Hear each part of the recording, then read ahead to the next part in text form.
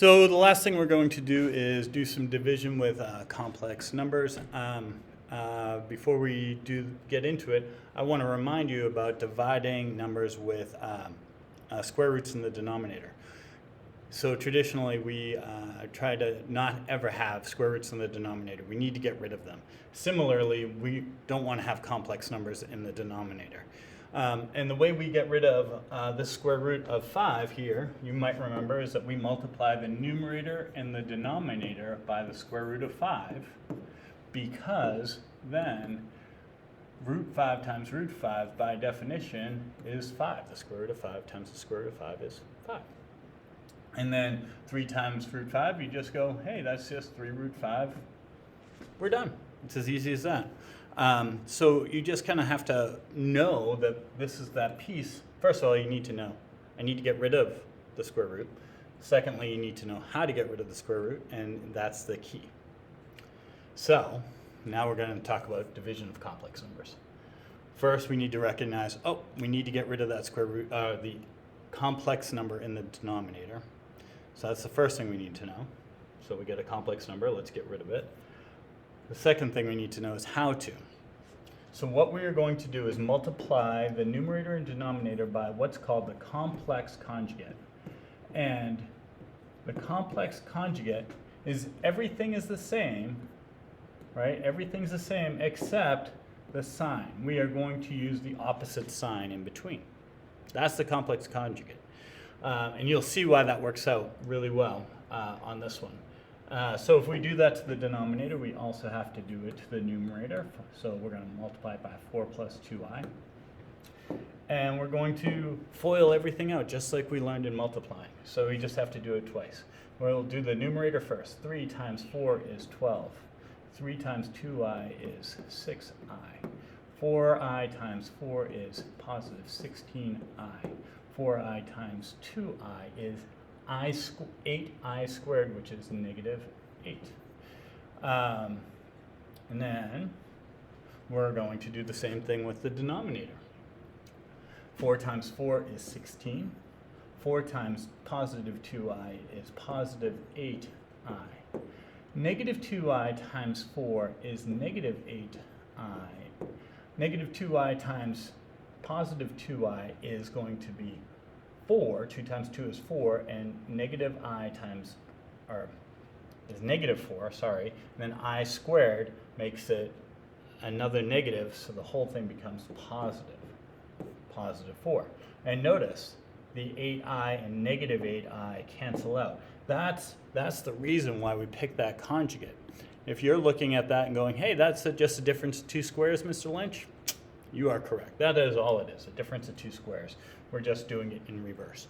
And so now we're going to keep combining like terms. So 12 minus 8 is 4. I'm looking at the numerator. 6 and 16 is 22i.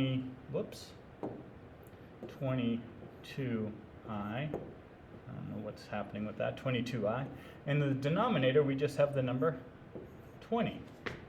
Now, normally we're just about done here, but everything is even, so I could reduce this. I'm going to divide everything by 2 and call this 2 plus 11i over 10. Now I am done. Okay, so I did that out the long way where you got to see this. I'm going to take a little bit of a shortcut here. The first thing you need to recognize is that there is a complex number in the denominator. I need to get rid of it. The second thing you need to do is go, ooh, what is it? I'll give you a moment. That's right. It's 1 minus 3i. So I'm going to multiply the numerator, denominator by 1 minus 3i. The numerator, I'm going to do it in the same way I've been doing it. Negative 1 times 1 is negative 1. Negative 1 times negative 3i is positive 3i. Negative 2i times 1 is negative 2i. Negative 2i times negative 3i is positive 6i squared, which is negative 6. And then in the denominator, I'm going to take a shortcut because I know that this is a difference of 2 squares. So this is going to become 1 times 1 is 1. 3i times 3i. I would normally be thinking, hey, it's just 1 minus 9i, but it's minus 9i squared, so it's actually plus 9. Now I'm just going to combine my like terms. 3i minus 2i is just I. Negative 1, negative 6 is negative 7 plus I over 10. Nothing to reduce. We are done. I'm going to do one more example.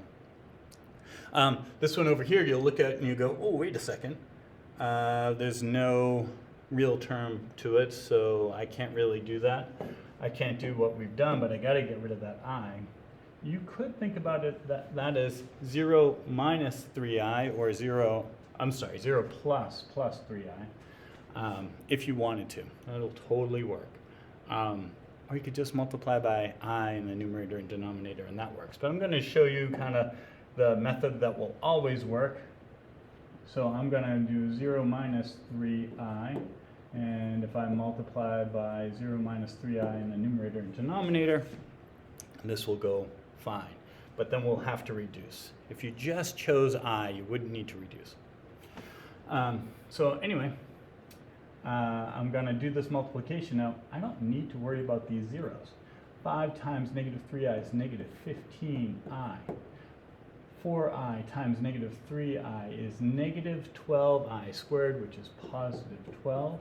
I'm going to have to change my order there. And then we have 3i times negative 3i, which is negative or positive 9, right? And you get negative 9 and then I squared. And then you look at that and you go, oh yeah, everything there is divisible by 3, which we could have just realized because we multiplied everything by 3. So we're going to end up getting rid of that. So we could have just done the I, like I said. So this 12 divided by 3 is 4. Negative 15 divided by 3 is negative 5i.